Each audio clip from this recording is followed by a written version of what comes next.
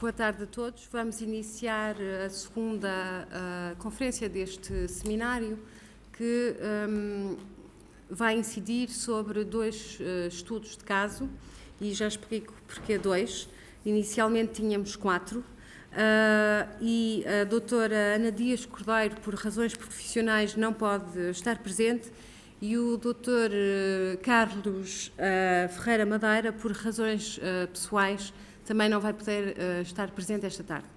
Portanto, ficamos com dois conferencistas que, tenho a certeza, vão preencher o tempo na mesma e com duas intervenções interessantes, porque são duas pessoas que conhecem profundamente as realidades destes dois países, que são a Turquia e Marrocos, no que se refere à transição, ou às tentativas de transição democrática para um e transição democrática para o outro, e aos regimes políticos e à situação interna de cada um dos países.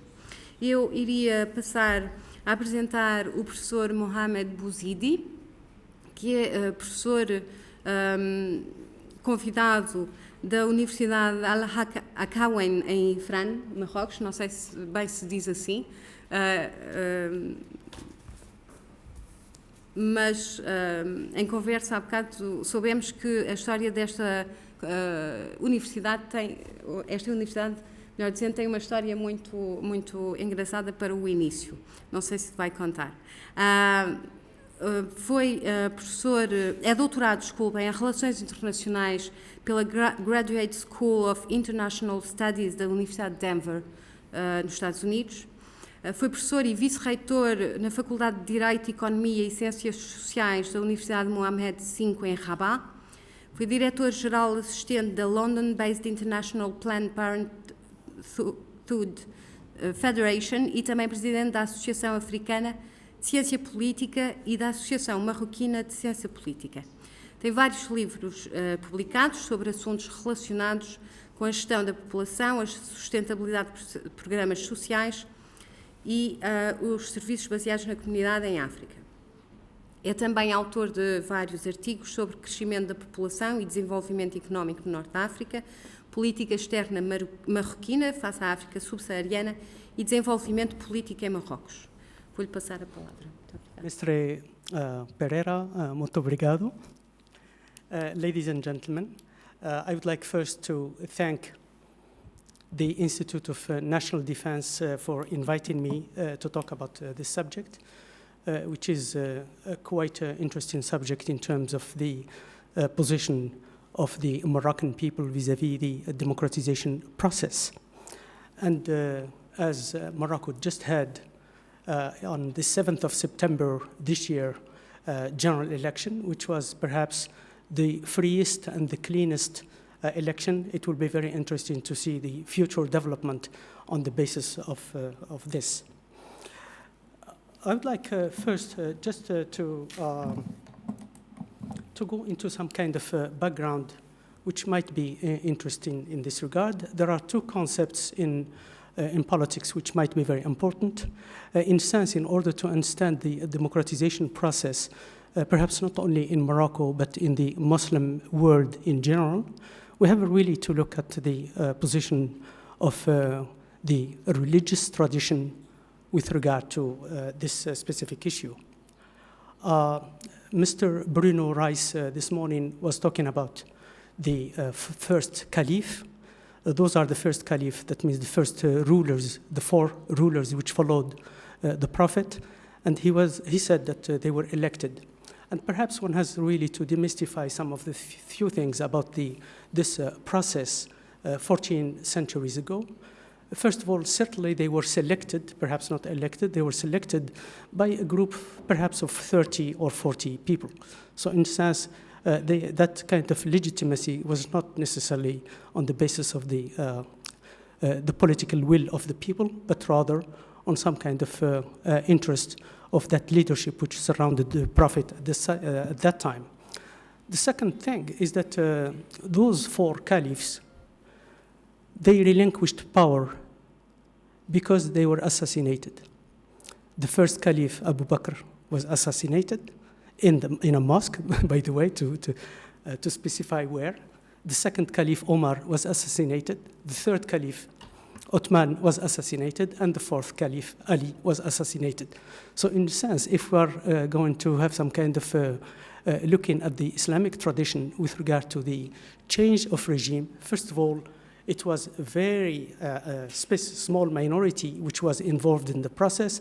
And the second one is that there was no peaceful transfer of power from one to the other.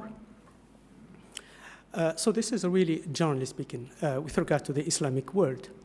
The second aspect, I think, in the Islamic tradition, which one has to take into account, is the fact that there was no separation of power, and I think one of the speakers this morning talked about the fact that there was a lack of separation of power. In a sense, if we take again, the examples of the Prophet on the one hand, of the four caliphs who followed him, as well as all the Islamic leaders, there was no division of power. So in a sense, not only that there is no separation between the mosque and political power, but even outside the mosque, there were always the powers were concentrated in the hand of political leaders, be it caliph or a president of the republic or king. So in a sense, this is really the atmosphere in which one has to look at the issue of democratic process within the Islamic world, generally speaking. With regard to Morocco, it's very interesting to make this kind of differentiation between Blad al-Makhzen and Blad Siba. Literally speaking, Blad means the country of the Makhzen, that means the country which is ruled by the monarch or by the king, and the country of Siba, which means the country of chaos, which means that the country which is not, or the part of the country which is not controlled by the leader. And the history of Morocco since the 1800, which is the first, let's say, kingdom of the Idrisid, up to 1934, was based on this kind of dichotomy between part of the country which was under the rule of the government and part of the country which was not under the rule of the government. And that's really quite important. Now, I'm pointing out to 1934. 1934, it was the year in which the Spanish and the French, especially the French colonization, submitted all the country under the rule of central government. Very few periods in Moroccan history, there was the total rule of the central government over all the territory. And therefore, the French colonization succeeded in doing something which was not possible before. First of all, unified the country under the rule of the central government, and that created a situation in which the king, after independence, was able to rule. Now, this concept of the country which is under the rule of the king and the country which was not under the rule of the king, that kind of historical tradition was carried out also by the former King Hassan II, in a sense that he considered that the leftist opposition was, in a sense, the unsubmitted country. And therefore, he was looking at the left, and especially, generally speaking, at the opposition as something which has to be ruled. And the only way to rule the opposition is to destroy it completely. And that's exactly what happened over quite a number of years. And especially when we refer to les années de plomb, which is really the years of lead, the years in which no possibility for a human right to be respected, or for the political views which are different from the king to be agreed. Now, we have to have a look at what are the reasons behind the democratic transition in Morocco. And generally speaking, one can talk about 1992 as a major year in which this transition started. And as of several, let's say, for any political or social development, one can differentiate between internal and external pressures leading to democratization. It's very difficult to say whether it was the internal pressure or the external pressure which had priority, but generally speaking, there is a combination of these two. On the internal front, certainly there was the fight of the opposition in order for human rights to be respected. Many demonstrations took place in the country, some of them savagely repressed, especially in 1963, 1965, 1981, and so forth. However, it is possible also to point out to the external pressure on the political regime, and this external pressure came from, let's say, three sources. The first one is the European Union. In a sense, when Morocco was negotiating a package of aid from the European Union to Morocco in 1992, one of the conditions of the European Union was either human rights or no package of aid, and that was really quite important. The second thing is the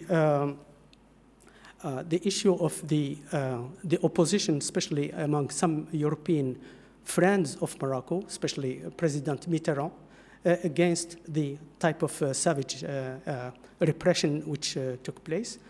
But also internally, one could say that perhaps the threat to the monarchy, which was represented by the left, disappeared.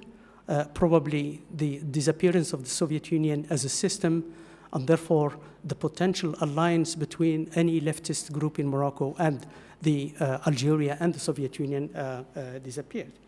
But also one has to point out to some of the elements is that the threat for the monarchy was then transferred from the left, generally speaking, to the military, because especially of the two attempted coups in 1971 until 1972, and especially with the development of Islamism, which some people trace to the participation of Moroccans in the Afghani war, supporting the Afghani resistance against the Soviet Union. So these are some of the elements which are quite important.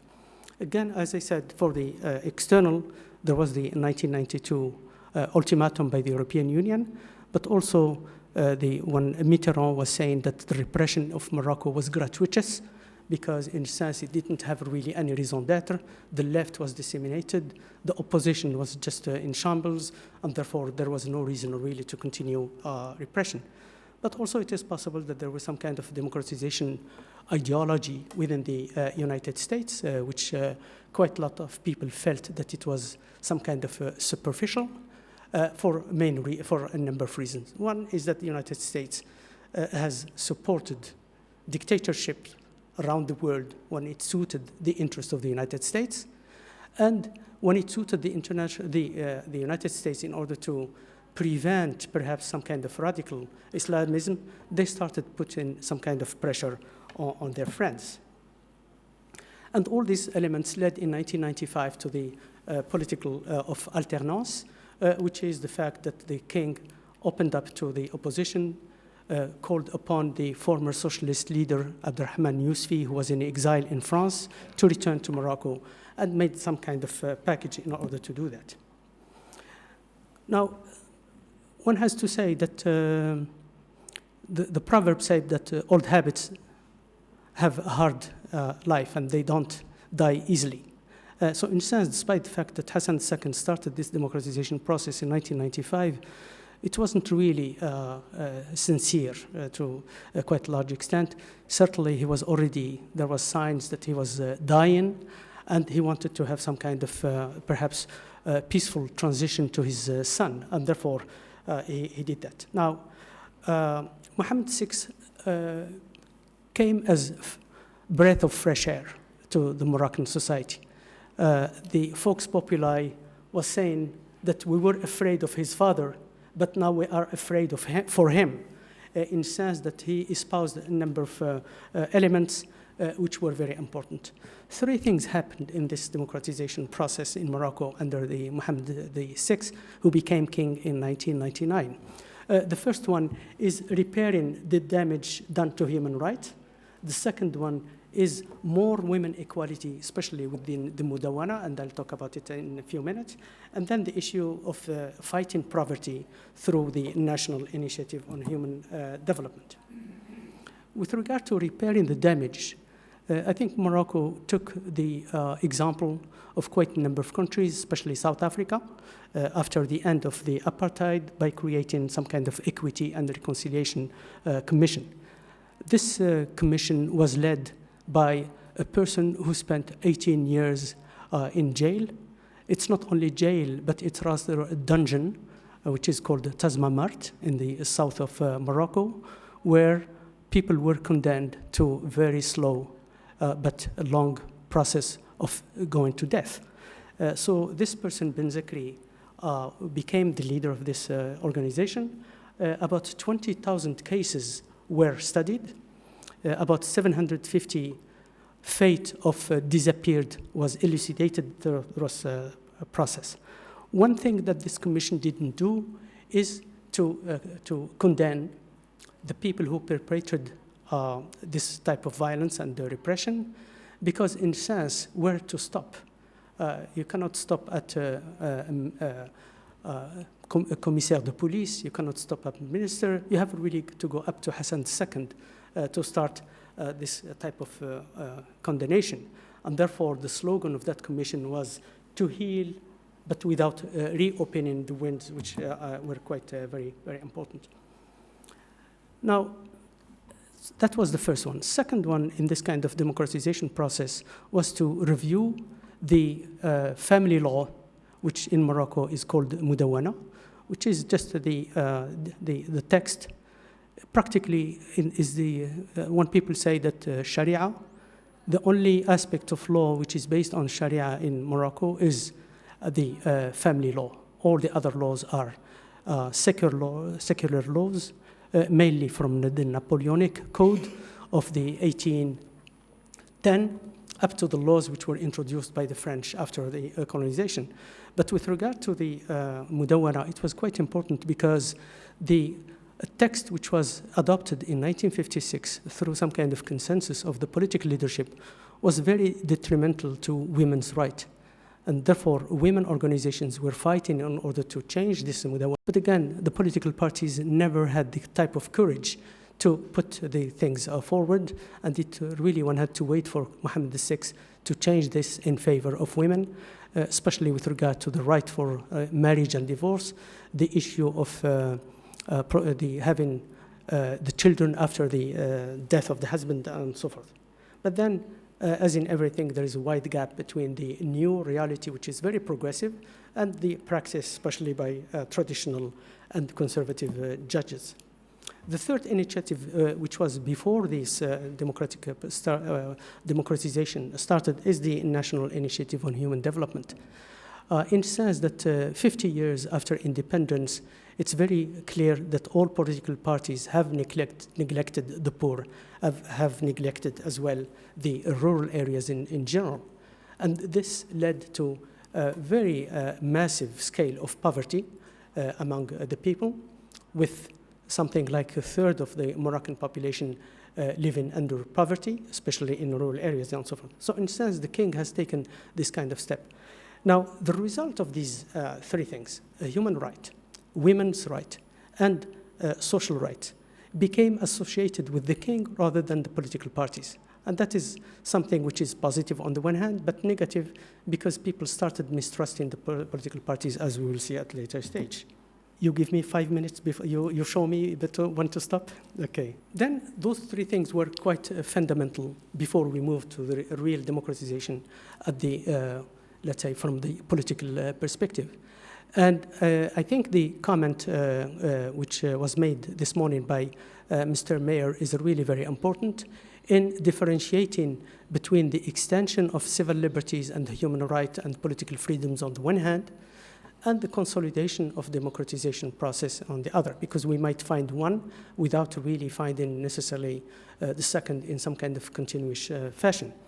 But in any event, the history of elections in Morocco have been always rigged by the government, by the Ministry of the Interior, starting with the elections of 1962, about the referendum for a constitution which was granted by Hassan II, rather than being the result of some kind of consultative process through some kind of constituency participation.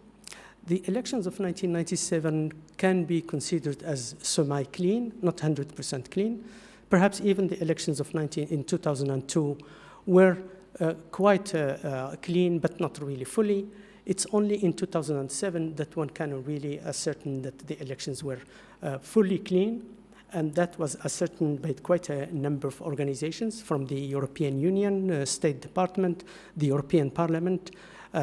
Quite a number of organizations were allowed for the first time in the history of elections in Morocco to participate as observers in the elections. And the only accusations of using money to buy votes were accusations between the different political parties as opposed to accusations against the Ministry of the Interior. Now, although they were very clean, it is possible that there was some kind of what is called gerrymandering, is that in the sense that the way the constitutional, or rather the election districts were selected were done in a way to minimize perhaps the growth and the winning prospect of the Islamists. And if we look at the elections of 2007, we'll find that the Istiqlal Party, which won 10.7% of the votes, got 52 seats, while the moderate Islamists, with 10.9% of the vote, they got 46 seats. Now, one has to say that there were some kind of surveys before the elections, especially promoted and sponsored by the International Democratic Institute of the United States, which was very close to the political circles in the US, which were exaggerating perhaps the possibility of the Islamists to win the elections. In sense, in one of the surveys, which was sponsored by the International Democratic Institute, they were thinking that the Islamists will get something like 47% of the votes. As a matter of fact, they got only 10%. Okay. One of the observations of the elections of 2007 was the fact that it was very low turnout. 37% only of the people participated, and therefore 63% stayed away.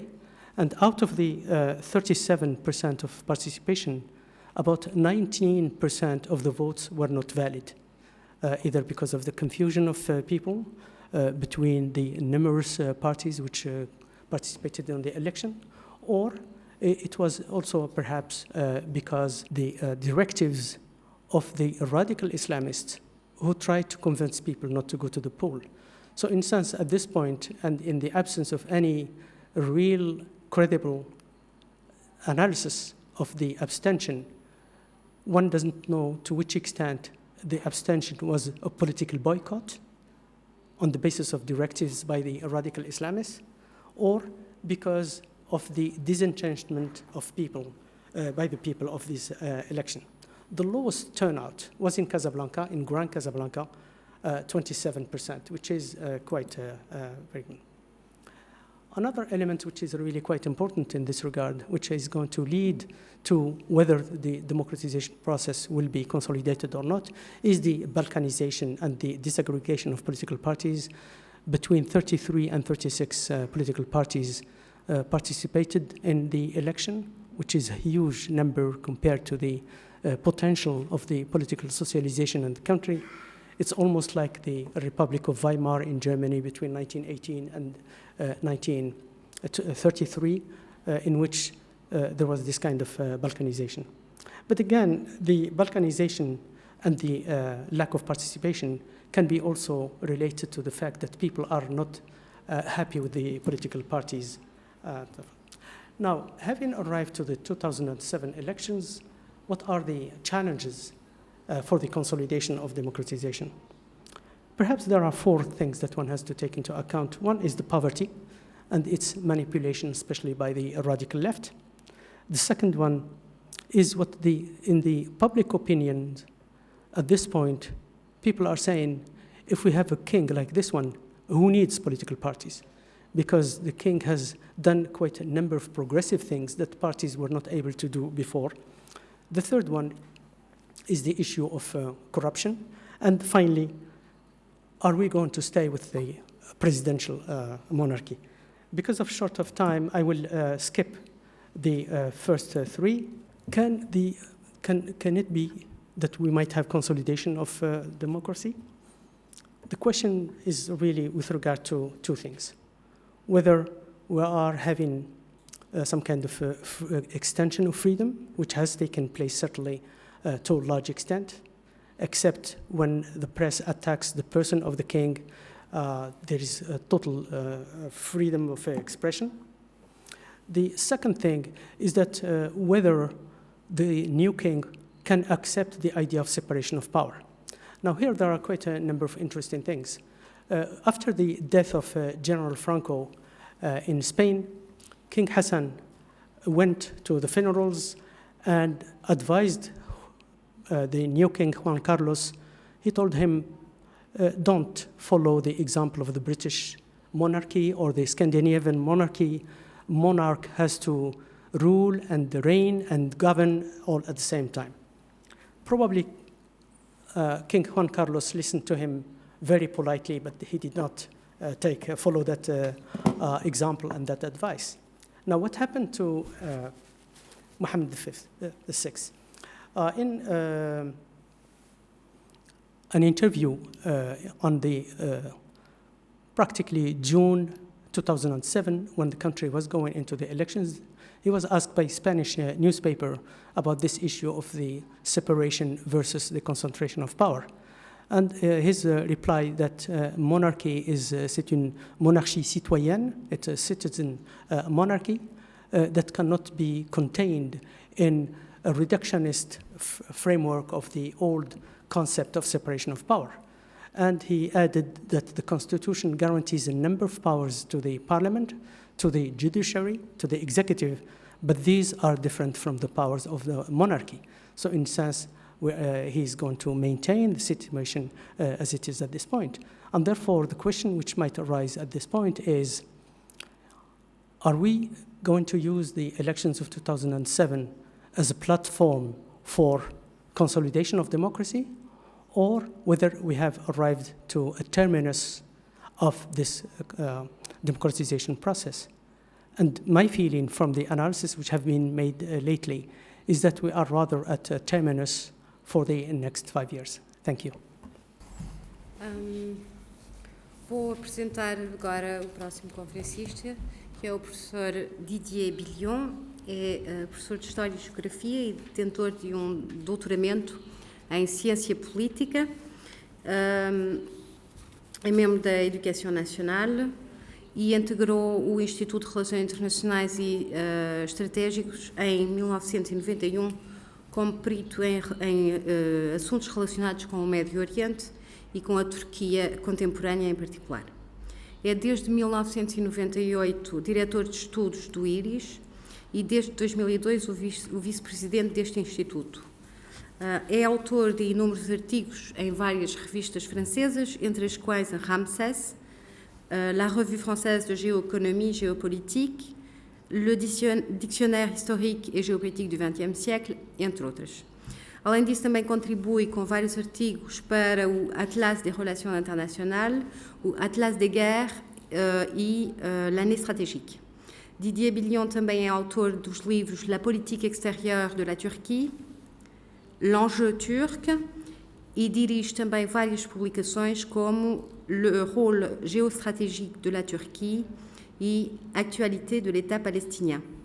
Desde 1998 organiza os encontros franco-turcos, publicando os relatórios dos simpósios. Mesdames, Mesdemoiselles, Messieurs, bonjour. Alors tout d'abord, évidemment, un très grand merci à l'Institut de Défense Nationale pour avoir bien voulu organiser ce séminaire et avoir bien voulu m'inviter. C'est un plaisir de se retrouver à Lisbonne et c'est toujours avec un grand intérêt que nous pouvons avoir des échanges sur les questions concernant les transitions démocratiques. Donc, à propos de la transition démocratique en Turquie, sans abuser de votre temps, je vais organiser cet exposé liminaire en trois parties inégales d'ailleurs. La première partie, je la consacrerai parce que je crois que l'histoire éclaire quand même l'actualité, à ce que j'ai appelé les ruptures kémalistes. Comprendre comment, en Turquie, au moment de la construction de la République, il y a eu un processus de rupture assez brutal. Deuxième aspect de mon exposé concernera les questions de la transition démocratique à proprement parler Et je pense qu'on s'apercevra qu'en Turquie, la transition démocratique remonte déjà à quelques décennies. Enfin, dans une troisième partie, qui sera une partie peut-être un tout petit peu plus longue, mais je n'abuserai pas du temps, je me concentrerai un peu sur la situation politique actuelle, sur les débats et sur les défis en cours en Turquie, en rapport bien sûr avec la question des transitions, de la transition démocratique. Alors tout d'abord, pour ce qui concerne les ruptures kémalistes, dans le cadre de ce séminaire, bien sûr, je n'aborderai pas le kémalisme de façon complète, ce serait chose trop longue à faire, mais plus fondamentalement sous l'angle de l'expression d'un processus de réforme radicale. En effet, je crois que l'aspect le plus profondément révolutionnaire du kémalisme ne se situe pas au niveau des institutions politiques à proprement parler, ne se situe pas non plus au niveau de l'organisation économique de la société turque ou des bouleversements de la stratification sociale, même s'il y a eu de réels bouleversements au début du XXe siècle, mais plus à proprement parler au niveau culturel. En effet, la volonté des élites républicaines turques d'occidentalisation, européanisation culturelle de leur pays s'est traduite en Turquie au moment de la prise de pouvoir par Mustafa Kemal par une laïcisation militante de l'État et de la société. Alors, quelques rappels, mais très très rapides, parce que en une petite dizaine d'années, nous allons assister en Turquie, entre 1923 et 1930-32, à toute une série de décisions qui vont bouleverser de fond en comble l'organisation sociale de la Turquie. C'est bien sûr l'abolition du califat, c'est la suppression du ministère de la charia et des fondations religieuses, c'est la laïcisation de l'appareil juridique, c'est la modernisation et la sécularisation du droit positif, c'est l'adoption constitutionnelle du principe de laïcité, même si cela pose quelques difficultés, j'y reviendrai ultérieurement. C'est la mise en place d'un enseignement entièrement unifié et laïcisé sous l'autorité d'un ministère de l'Éducation nationale, avec comme pendant la suppression des écoles religieuses, les médresses. C'est le droit de voter et de se présenter aux élections pour les femmes, dès 1930 pour les élections municipales et 1934 pour les élections législatives, avec 10 ans d'avance sur la France, par exemple. C'est bien sûr aussi en termes symboliques, mais c'est sûrement plus qu'un symbole, l'adoption d'un alphabet latin phonétique en Turquie, ce qui permet aux touristes aujourd'hui se rendant en Turquie de lire facilement les indications routières. Alors, sans prétendre du tout à l'exhaustivité, ces quelques exemples montrent clairement que les réformes sont conduites en Turquie à un rythme pour le moins rapide et, pendant ces 10 ans, ne laissent guère de répit à la société turque. Il y a beaucoup d'auteurs qui, d'ailleurs, ont comparé l'atmosphère qui régnait en Turquie à l'époque à celle à la fois d'une caserne et celle d'une école primaire. C'est-à-dire qu'à la fois, c'était un processus très autoritaire et en même temps, il y avait une véritable volonté d'éducation du peuple. Et donc, l'école primaire, pour le coup, n'était pas simplement destinée à camoufler les aspects autoritaires. Et ce qui est très important, je crois, c'est que cette laïcisation de la société turque et l'importance des réformes qui s'y rattachent sont en réalité indissociables du caractère démocratique et national de la constitution républicaine en Turquie. Il est souvent coutume de mesurer l'impact de l'Occident sur le reste du monde en termes de forme de pouvoir politique ou de développement économique, comme je l'évoquais tout à l'heure, mais je crois que l'histoire de la Turquie républicaine est exemplaire en ce qu'elle révèle aussi la force transformatrice d'une société, de sa modernisation, de son occidentalisation, aussi sur les modes de vie, sur les individus. Les élites kémalistes ayant voulu à l'époque totalement rompre avec les formes d'identité musulmane et les formes d'identité ottomane antérieures et passer en quelque sorte d'une civilisation à une autre, d'une civilisation islamique à une civilisation occidentale qui était alors perçue, à tort ou à raison, peu importe, comme universelle.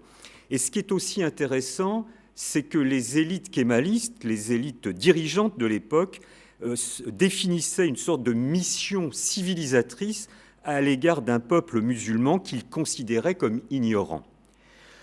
Et aux yeux des modernisateurs kémalistes, tout ce qui était de culture locale, spécifique, et notamment religieuse, bien sûr, apparaissait comme en quelque sorte l'expression de forces réactionnaires contraires à la démocratie. En ce sens, mais évidemment cela suscite de nombreux débats, les kémalistes sont parvenus à atteindre les objectifs qu'ils s'étaient fixés, à savoir la sécularisation de l'État et la restructuration de la société par l'État. C'est-à-dire que c'est un processus qui vient du haut, du sommet de l'appareil d'État et qui doit ensuite diffuser vers la société, sous la direction de ces élites kémalistes, qu'elles soient militaires ou qu'elles soient civiles. Et de ce point de vue-là, les résultats furent incontestablement révolutionnaires. Donc, pour conclure sur ce premier point, cette petite mise en perspective historique, je crois que l'impressionnante série de réformes qui permit aux élites kémalistes de transformer tous les aspects de la vie sociale visait fondamentalement, sur le fond du fond, à la libération de l'individu des pesantes contraintes communautaires, qu'elles soient religieuses ou qu'elles soient ethniques, auxquelles ils étaient soumis antérieurement, pour permettre deux choses. Tout d'abord, l'accession de la Turquie à une société structurée par la loi civile, et deuxièmement, de créer un véritable sujet politique, à savoir le citoyen et la citoyenne. Et si le processus fut réalisé, j'ai pris soin de noter que tout cela s'était passé en une dizaine d'années, si donc ce processus fut réalisé à marche forcée et de façon très autoritaire, les kémalistes n'en ont pas moins toujours expliqué que leur but était l'instauration de la démocratie, ce qui les distinguait radicalement des autres régimes autoritaires, voire dictatoriaux, qui étaient pour le moins prolifiques dans tout le reste de l'Europe entre les deux guerres mondiales. Et c'est bien le volontarisme des kémalistes qui aura permis la réalisation de ces ruptures afin de créer les conditions de l'émergence d'un système républicain assurant la possibilité d'un processus de démocratisation, de développement d'une réelle société civile et d'une véritable économie de marché. La cohérence de ces réformes promues par les kémalistes provient probablement de l'intime conviction de ces initiateurs que l'accès à la modernité ne pouvait emprunter qu'une voie unique, celle de l'Europe, pour ce qu'elle incarnait à l'époque de valeurs démocratiques.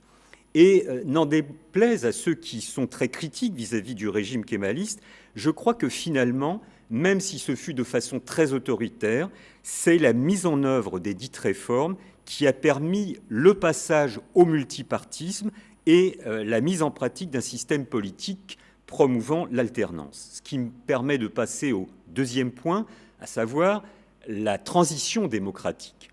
Cette transition démocratique, elle prend forme après la Deuxième Guerre mondiale. C'est très précisément en 1946, donc un an après la cessation des combats, qu'en Turquie, il y a deux événements très importants qui se déroulent sur le champ politique et du point de vue des questions de transition démocratique. Tout d'abord, c'est l'introduction du multipartisme, 1946, et deuxièmement, c'est la création d'un parti appelé le Parti démocrate qui vient en concurrence avec le parti unique, le parti dit républicain du peuple, qui avait été créé, qui existait à l'époque de Mustafa Kemal. Cette ouverture du champ politique, la possibilité de créer d'autres partis, était déjà un indice, mais il n'est évidemment pas suffisant. Le véritable indicateur de la transition démocratique, et je crois que vous avez abordé ces questions ce matin, et je m'excuse d'avoir été absent ce matin, c'est aussi, parce que les deux doivent aller de pair, l'acceptation de l'alternance. Parce qu'on sait très bien qu'il peut y avoir plusieurs partis, qu'il peut même y avoir un processus électoral. S'il n'y a pas acceptation de principe de l'alternance, il n'y a pas démocratie. Il n'y a pas transition démocratique, il n'y a pas processus démocratique. En Turquie, Il y a eu ouverture du champ politique, je l'ai évoqué, mais il y a eu aussi alternance politique avec l'accession au pouvoir du Parti démocrate aux élections de 1950. Il y a donc déjà 57 ans. Ce qui veut dire, en d'autres termes, pour aller à l'essentiel, et vous me pardonnerez le schématisme, qu'il y a maintenant près de 60 ans qu'il y a eu transition démocratique en Turquie, sans évidemment pour cela prétendre que le processus démocratique était totalement achevé. Cela va de soi et je vais y revenir. Mais ça veut dire aussi que dans les années qui suivent, au cours des années 50 puis des années 60, il y a une véritable ouverture, différenciation du spectre politique qui va se constituer avec toute une série de partis qui, au total, représentent à peu près tous les grands courants idéologiques. Pour aller vite, des partis se réclamant de la droite libérale, un parti qui se réclamait de la social-démocratie, c'est d'ailleurs le parti républicain du peuple constitué par Mustafa Kemal qui va se transformer en parti social-démocrate, qui va même adhérer à l'internationale socialiste. C'est aussi la création d'un parti d'extrême droite nationaliste, c'est aussi la création de nombreux partis d'extrême gauche à l'époque, alors là avec toute la variété, des maoïstes aux trotskistes en passant par les guévaristes, j'en passe et des meilleurs, et c'est aussi la constitution d'un parti qui se réclame de l'islam politique. Donc nous avons une véritable offre politique qui existe en Turquie, et la plupart de ces partis participent à la compétition électorale. Bien sûr, et bien évidemment, il y a en Turquie de nets manquements à l'exercice des droits démocratiques, mais je crois que quelle que soit la gravité éventuelle de ces manquements aux règles démocratiques, je crois que cela ne remet pas en cause en tant que telle la problématique de la transition démocratique par elle-même. Cette chose étant dite, évidemment, en Turquie, quand on s'intéresse à son histoire politique, il y a une question qu'il faut résoudre, ou en tout cas essayer de comprendre, c'est la question de la place de l'institution militaire dans le champ politique. Vous le savez probablement, l'institution militaire turque, à plusieurs reprises, a organisé et réalisé des coups d'État. Pour mémoire, 1960, 1971, 1980, 1997. Alors, le coup d'État, entre guillemets, de 1997 a été caractérisé par des politologues de coup d'État postmoderne parce que les chars d'assaut ne sont pas descendus dans la rue, mais que l'institution militaire, l'état-major militaire, a quand même adressé un mémorandum au gouvernement en place, lui enjoignant de mettre en application un certain nombre d'exigences de l'état-major, et le gouvernement en place a été obligé de donner acte à ces exigences. Donc, évidemment, du point de vue de la démocratie, ces interventions récurrentes et à répétition de l'institution militaire sont quand même extrêmement problématiques. Je crois qu'il faut rentrer un petit peu plus dans le détail. Les raisons de ces coups d'État sont identiques, j'y reviens dans 30 secondes. Mais les effets de ces coups d'État ne sont pas les mêmes. C'est pour ça qu'on ne peut peut-être pas tous les mettre exactement au même niveau. Par exemple, le coup d'État de 1960, et je n'ai pas le temps d'expliquer pourquoi en 1960, mais va avoir comme conséquence l'élaboration d'une constitution, un an plus tard, en 1961, dont tout le monde s'accorde à dire en Turquie, encore aujourd'hui, que ce fut la constitution la plus démocratique que ce pays n'ait jamais connue, et pourtant à l'instigation des militaires. Paradoxe apparent. A contrario, le coup d'État de 1980 a aussi donné naissance à une nouvelle constitution qui a été élaborée et adoptée en 1982, qui, au contraire, donc, est totalement réactionnaire.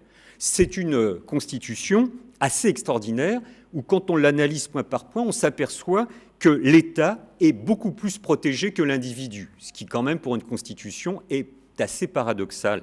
C'est aussi une constitution qui, par exemple, va induire, on en parlait précédemment, une sorte de barrage électoral, enfin pas une sorte, un barrage électoral de 10%. C'est-à-dire qu'un parti politique turc qui se présente aux élections, mais qui n'atteint pas 10% des suffrages exprimés au niveau national, n'aura pas de représentation parlementaire, ce qui est évidemment tout à fait insupportable du point de vue des valeurs démocratiques.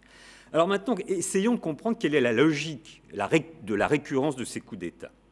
Tout d'abord, je crois qu'il est important de comprendre la spécificité de l'institution militaire en Turquie. Incontestablement, qu'on s'en félicite ou qu'on le réprouve, c'est un fait.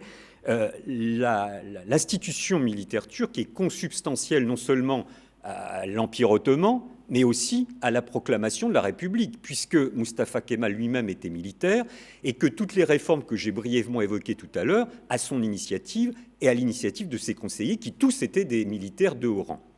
Donc, dans l'inconscient collectif turc aujourd'hui, il n'y a pas de dissociation entre l'instauration de la République, le processus de réforme radicale et l'institution militaire. Je précise en outre que cette institution militaire, malgré ses coups d'État à répétition, continue encore aujourd'hui à bénéficier d'un haut degré de confiance. Il y a une étude réalisée par un think tank turc il y a 4 ans maintenant sur le degré de confiance qu'avaient les citoyens turcs vis-à-vis des différentes institutions. Et de loin, c'est l'institution militaire turque qui a le plus haut, le plus important degré de confiance, à près de 90%. Si je descends dans l'échelle des institutions, la police n'avait que de mémoire 6 ou 7% d'indice de confiance. Ça, c'est aussi un fait à souligner. Il y a aussi le fait que malgré ces coups d'État tout à fait condamnables, probablement, l'armée turque ne s'est jamais accrochée au pouvoir. Contrairement aux dictatures d'Amérique latine et aux coups d'État en Amérique latine dans les années 70 et début des années 80, il est assez intéressant, remarquable même, de constater que suite à ces coups d'État, les militaires sont rentrés dans leur caserne au bout de quelques mois ou 2 ans maximum. Donc tous ces éléments jouent. J'ai aussi été assez intéressé par constater qu'en Turquie, il n'y avait jamais eu de courant antimilitariste organisé, même à l'époque où l'extrême gauche était relativement puissante. Donc tous ces éléments nous font comprendre qu'il n'y a pas les méchants militaires putschistes d'un côté et les bons citoyens civils de l'autre, ce qui en aucun cas, bien sûr, ne justifie les coups d'État militaires. Mais comprendre que l'institution militaire turque, pendant de nombreuses décennies, est apparue encore en quelque sorte comme la figure tutélaire de la République, et que cette armée se percevait et se perçoit encore comme la garante de la République, qui se doit de défendre la société elle-même contre ses propres démons. C'est-à-dire que l'armée, ou l'état-major en tout cas, considère que le peuple n'est pas encore suffisamment mature pour résister aux forces centrifuges qui pourraient exister dans le pays. Et parmi ces forces centrifuges existent bien sûr les islamistes d'un côté et les Kurdes de l'autre. Ceci étant, il faut comprendre pourquoi ce processus a pu se dégager. Cela a pu fonctionner pendant plusieurs décennies. Je crois qu'aujourd'hui, en 2007, début du XXIe siècle, cette conception que possède l'armée de son propre rôle devient parfaitement contradictoire avec le dynamisme de la société turque tel qu'il s'exprime de 1000 façons. Alors pour aller très vite, vous avez en Turquie une presse libre et extrêmement diversifiée, même si elle n'est pas toujours de très bonne qualité. Mais là encore, je crois qu'il faut apprendre à balayer devant sa porte. Et je suis pour ma part souvent critique vis-à-vis de la presse française. Donc en termes de qualité, on n'a peut-être pas trop de leçons à donner aux autres. Vous avez en Turquie depuis une dizaine d'années la multiplication par dizaines, voire par centaines, d'organisations non gouvernementales qui s'occupent de toute une série de dossiers qui vont de la question des femmes aux questions environnementales, j'en passe, c'est des meilleurs, et qui sont aussi très importantes parce que la Turquie est un pays qui, pendant des décennies, a vécu sous la tutelle de l'État tout-puissant. Nous ne sommes plus exactement dans la même situation. La société civile, qu'il faudrait peut-être plus à fond définir, on y reviendra éventuellement dans le débat, est en tout cas à l'initiative et se développe de façon tout à fait considérable depuis une dizaine d'années. Vous avez aussi une société civile qui maintenant est extrêmement réactive et qui concourt à faire tomber des tabous. Je vais vous prendre un exemple. Vous vous rappelez peut-être qu'au mois de janvier dernier, janvier 2007, il y a un journaliste citoyen turc d'origine arménienne, Hrant qui a été assassiné dans son immeuble. Immédiatement, de gigantesques manifestations ont été organisées dans les grandes villes turques et notamment à Istanbul. Et chose qui m'avait beaucoup marqué, et ça allait vraiment dans le bon sens, c'est que des dizaines, voire des centaines de milliers de manifestants turcs avaient des banderoles et scandaient des slogans, et notamment un slogan « Nous sommes tous des Arméniens ». Vous imaginez qu'en Turquie, que des centaines, des milliers, des dizaines de milliers de personnes scandent « Nous sommes tous des Arméniens », au vu du contentieux qui existe à propos du génocide arménien, c'est quelque chose d'extraordinaire. Et c'est la première fois que cela se déroulait ainsi. C'est un exemple qui n'est pas anecdotique de la capacité de cette société civile à s'organiser et peut-être à faire avancer la société politique. Bon, pour en arriver au fait que justement, entre le dynamisme de cette société civile et la classe politique, il y a souvent un fossé et qu'au total, si la société civile est particulièrement dynamique, on ne peut pas en dire autant de la classe politique qui est souvent à la remorque et qui est souvent impuissante à proposer des solutions et de véritables réformes. Ce qui me permet d'en arriver au troisième point. Je ne sais pas où j'en suis, j'ai le temps. Bon. Ces débats et les défis en cours actuellement.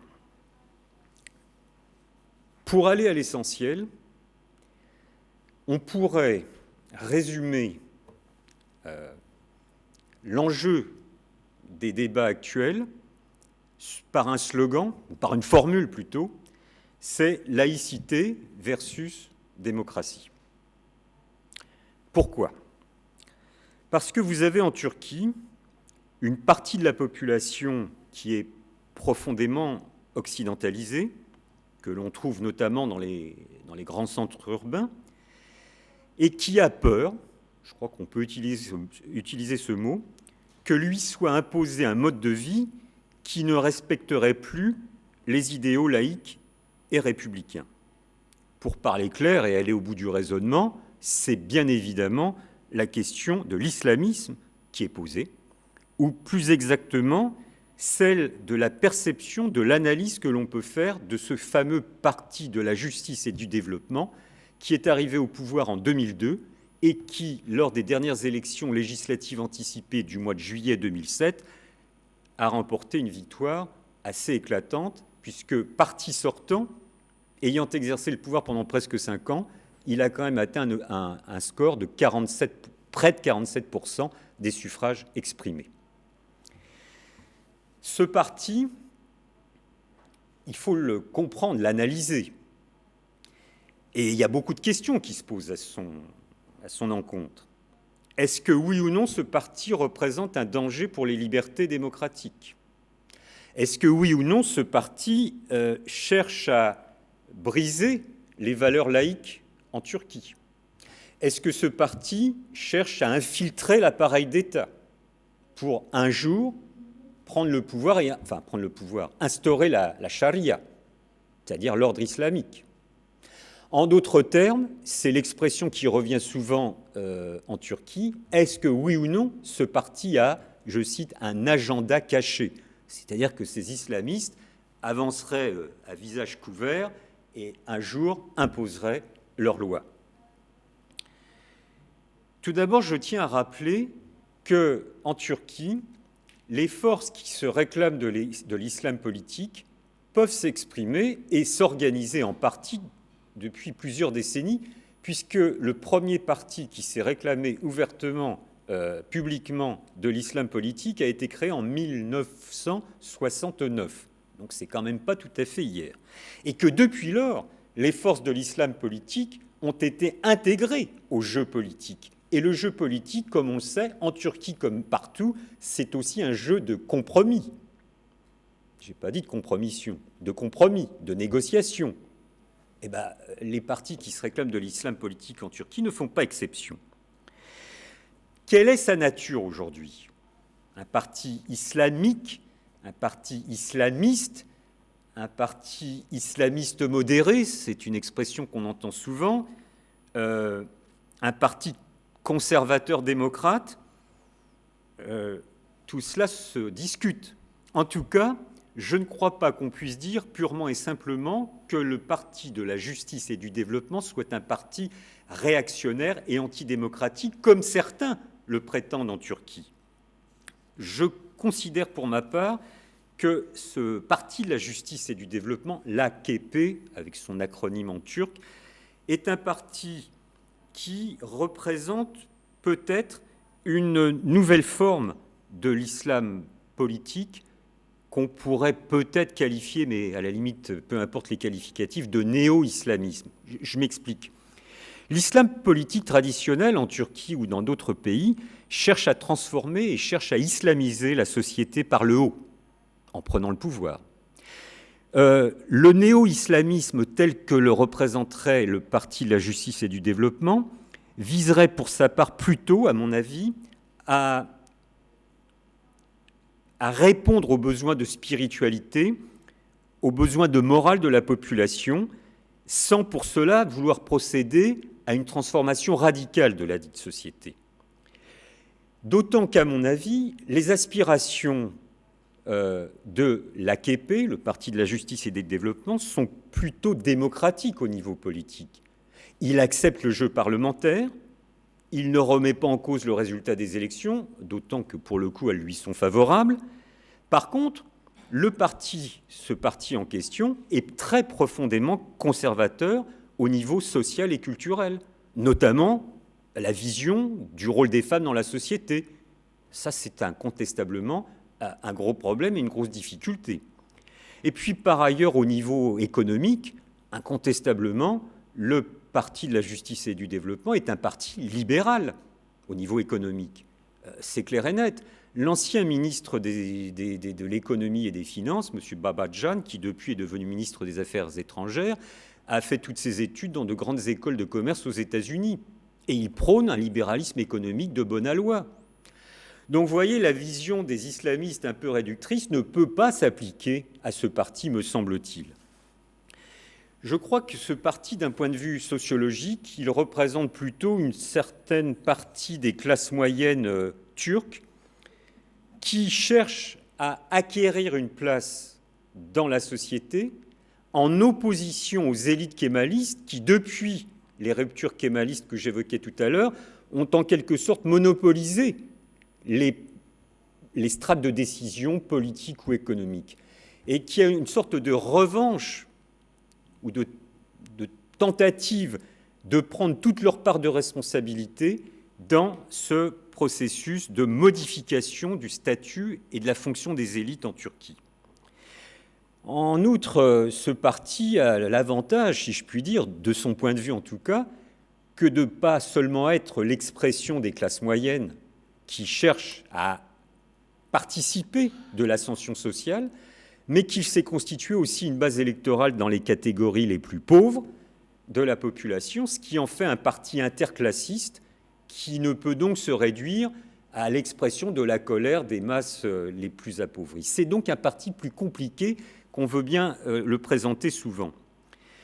C'est pourquoi je crois que souvent on a lu ou on a entendu la comparaison de ce parti de la justice et du développement avec la démocratie chrétienne, c'est-à-dire un parti qui se réclamerait de valeurs de l'islam, non pas du christianisme pour le coup, mais qui en même temps adopterait et respecterait les valeurs démocratiques. Je ne crois pas que ce soit une comparaison très efficace. Si je devais comparer le Parti de la justice et du développement avec d'autres partis, je penserais plutôt au Parti républicain aux États-Unis, c'est-à-dire l'expression d'une forme de conservatisme populaire, une conception de la religion qui n'est pas une conception dogmatique, mais plutôt un corps de préceptes moraux qu'il faut voir appliqués à la société.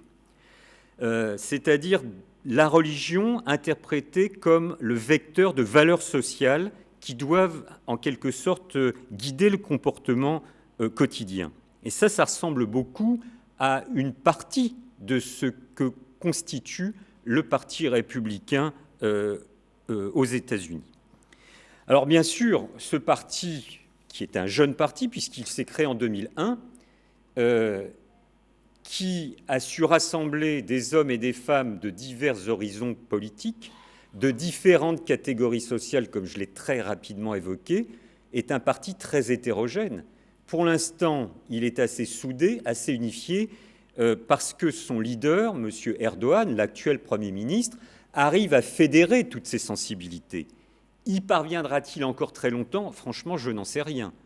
Mais il est évident que dans ce parti, il y a une aile radicale qui voudrait aller plus loin, qui voudrait voir même islamiser la société turque. Pour l'instant, ce courant est minoritaire. Il ne faut donc pas mythifier autour du Parti de la justice et du développement, mais en même temps, il faut être extrêmement vigilant. Et je vais bientôt conclure. La crise politique que la Turquie a connue au printemps dernier et qui s'est cristallisée au mois de mai et juin, à propos de l'élection du président de la République, est très évocatrice. Quel était l'enjeu? Le candidat, alors je rappelle qu'en Turquie, le président de la République, jusqu'alors, est élu par les parlementaires. Les parlementaires du Parti de la justice et du développement sont encore largement majoritaires. Donc c'était probablement un des candidats issus de ce parti qui allait être élu. En l'occurrence, le candidat était M. Abdullah Gül. Et quand il s'est présenté, parce que dans sa jeunesse, il a été un militant islamiste, je dis bien là islamiste, il y a eu une sorte de levée de bouclier de la part du camp des laïcs, très hétérogène camp des laïcs, s'insurgeant contre la possibilité qu'un ancien islamiste puisse accéder à la présidence de la République, au palais présidentiel créé par Mustafa Kemal. D'autant que la femme de M. Gül est voilée. Donc là, c'était, j'ose pas dire crime de lèse-majesté, mais crime de lèse-république, en tout cas, pour une partie des laïcs. Et là, on a vu l'armée, l'état-major, qui a fait un communiqué sur son website le 27 avril précisément, communiqué qui est sorti à 11h du soir. Je ne veux pas rentrer dans les détails, mais c'est très intéressant, me semble-t-il, de comprendre les dynamiques en cours. Et dans ce communiqué, il était dit très clairement que l'armée n'accepterait pas qu'un candidat à la présidence de la République puisse remettre en cause les acquis laïques et républicains de la Turquie. C'est-à-dire, le message était très clair. Et suite à cela, il y a eu de très nombreuses manifestations en Turquie, mais de très massives manifestations. À Istanbul, 1 million de personnes dans la rue. Ankara, 500 000. Izmir, 800 000. Et dans beaucoup d'autres villes. Quelle était l'expression de ces manifestations? Elles étaient contradictoires. Parce que, il y avait bien sûr des hommes et des femmes, ceux dont j'évoquais tout à l'heure l'existence, qui craignaient, et qui craignent encore, qu'avec le Parti de la justice et du développement, il y ait un retour en arrière, et que donc les valeurs démocratiques de la Turquie soient mises à bas. Mais parmi ces manifestants, il y avait aussi une partie d'entre eux, je ne saurais pas vous dire exactement le pourcentage, mais qui avaient un slogan qui était repris par des milliers de personnes et qui disait « ni charia, ni coup d'État ». Et ça, c'est l'expression de la recherche d'une partie de la société turque d'une nouvelle voie. Ni charia, nous ne voulons pas d'islamistes au pouvoir, en tout cas des islamistes qui voudraient imposer la charia, ni coup d'État. Nous ne voulons pas un pouvoir militaire. C'est donc à la société civile et à ses représentants, les partis, de trouver les solutions pour aller de l'avant et approfondir le processus de démocratie.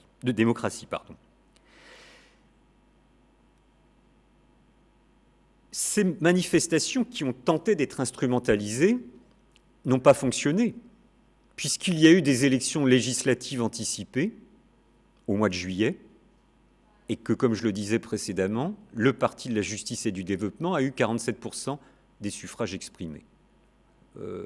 Donc, je pense qu'on soit d'accord ou pas avec le Parti de la justice et du développement, et moi, personnellement, pour aller très souvent en Turquie, ce n'est pas franchement mes amis politiques. En même temps, force est de constater qu'ils ont reçu un mandat du peuple. Et sûrement parce que ce parti qui est au pouvoir depuis 2002 a participé à l'extension du champ démocratique. Alors, sur pression de l'Union européenne, peut-être, mais depuis 2001, donc ça a commencé avant leur accession au pouvoir, il y a eu 9 paquets de réformes qui ont toutes concouru à l'extension du champ des libertés individuelles et collectives. C'est très important. C'est d'autant plus important, et j'y insiste beaucoup, qu'il me semble avoir compris, et vous sûrement aussi, que depuis un certain 11 septembre, le climat général à travers le monde, et tout particulièrement dans la région du Moyen-Orient, est plutôt un climat liberticide, de restriction des libertés, pour une série de raisons, au nom de la lutte antiterroriste. Eh bien, qu'on le veuille ou non, la Turquie fait exception à ce cas.